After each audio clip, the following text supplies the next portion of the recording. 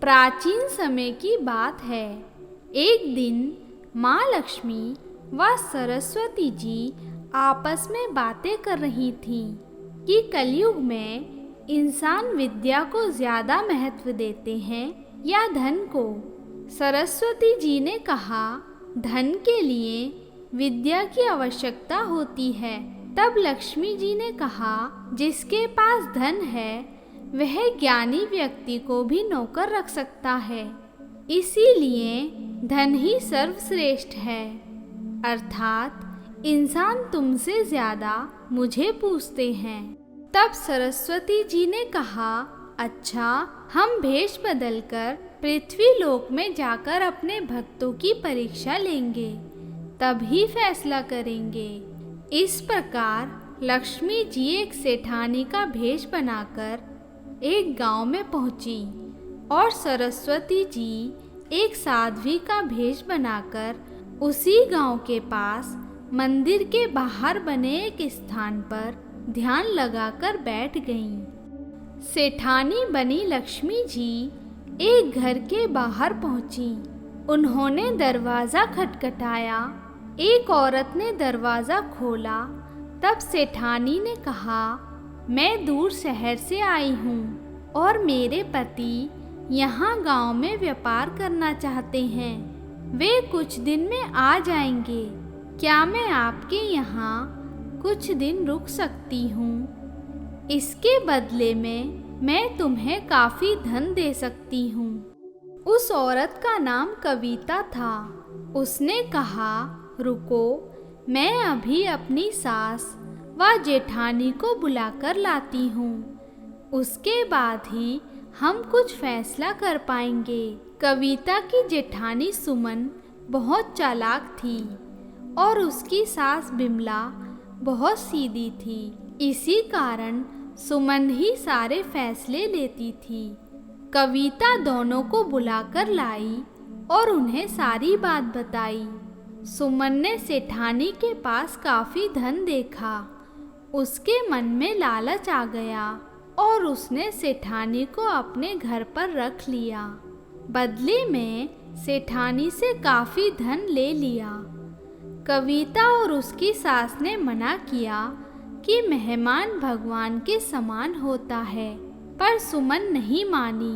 सेठानी जी 3 दिन के लिए उनके घर में रुकी और प्रतिदिन वे कुछ सोने के सिक्के उन्हें देती। सुमन खुशी से उन सिक्कों को ले लेती, पर कविता और उसकी सास इसके लिए मना कर देती। कविता सेठानी जी की काफ़ी सेवा करती, पर सुमन केवल सिक्के लेने के लिए आती और सिक्के लेकर अपने कमरे में चली जाती। सेठानी जी ने कविता से कहा, बेटी, तुमने सिक्के क्यों नहीं लिए? तब कविता ने कहा, मेरे माता पिता ने मुझे एक ज्ञान की बात बताई है कि केवल अपनी मेहनत की कमाई पर ही विश्वास रखना। मेरे पति जो भी मेहनत से कमा कर लाते हैं, हम उसी में खुश हैं। इसी तरह सेठानी जी ने कविता की सास से कहा। तब उन्होंने कहा, मेरे जीवन में धन का महत्व नहीं है। मुझे बचपन से यही शिक्षा मिली है कि मेहमान भगवान का रूप होता है, इसीलिए आप मेरे लिए भगवान के समान हैं। आपकी सेवा करके मुझे लगता है कि मैं साक्षात भगवान की सेवा कर रही हूँ। ऐसे में यदि मैं आपसे धन लूँगी तो मुझे पाप लगेगा और इस उम्र में मैं पाप का भागीदार नहीं बनना चाहती। 3 दिन बाद सेठानी जी वहाँ से चली गईं। अगले दिन साध्वी बनी सरस्वती जी उसी घर में आईं और उन्होंने भी वहाँ 3 दिन रुकने के लिए कहा, परंतु उन्होंने कहा, मेरे पास धन नहीं है, पर मैं तुम्हें ज्ञान की एक ऐसी बात बता सकती हूँ जो तुम्हारे जीवन में बहुत काम आएगी, परंतु यह बात मैं तुम्हें जाते समय बताऊंगी। सुमन ने उन्हें घर में रखने से मना कर दिया, पर कविता व उसकी सास ने जिद करके उन्हें घर में रख लिया और सच्चे मन से उनकी सेवा करने लगी। सुमन ने उनसे बात तक नहीं की, वह अपने कमरे में ही रहती थी।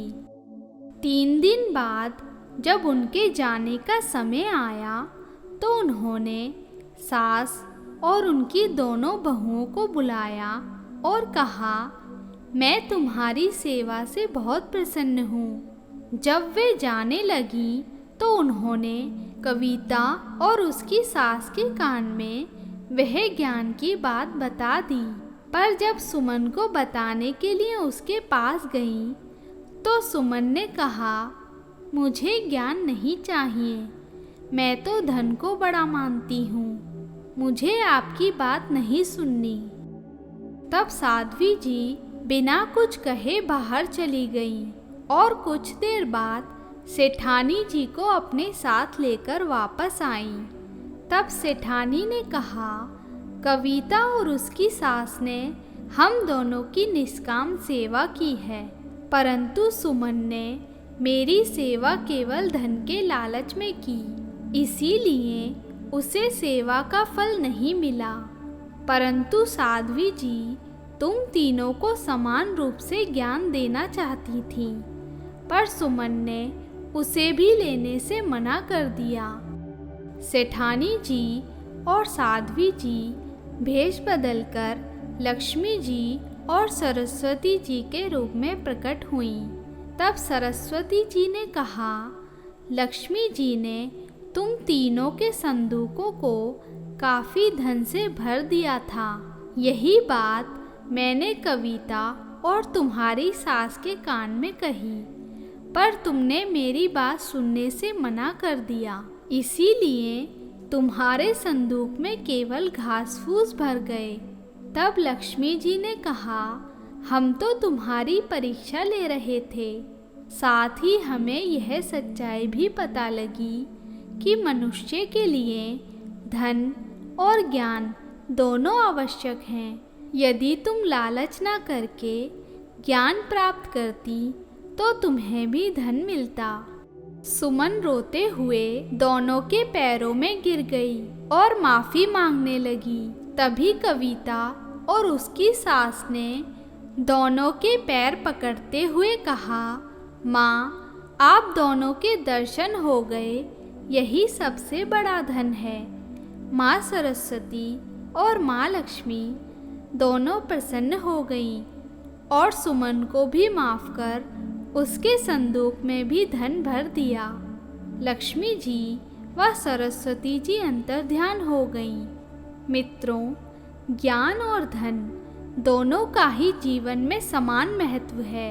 इस प्रकार हमें धन के साथ साथ ज्ञान भी प्राप्त करना चाहिए ताकि उस धन का सदुपयोग कर सकें। हे माँ लक्ष्मी व माँ सरस्वती, अपने भक्तों का सदा कल्याण करना। मित्रों, आपको ये कहानी अच्छी लगी हो तो इसे अपने मित्रों के साथ भी शेयर करें और हमारे चैनल वैदिक मंथन को सब्सक्राइब करें। धन्यवाद।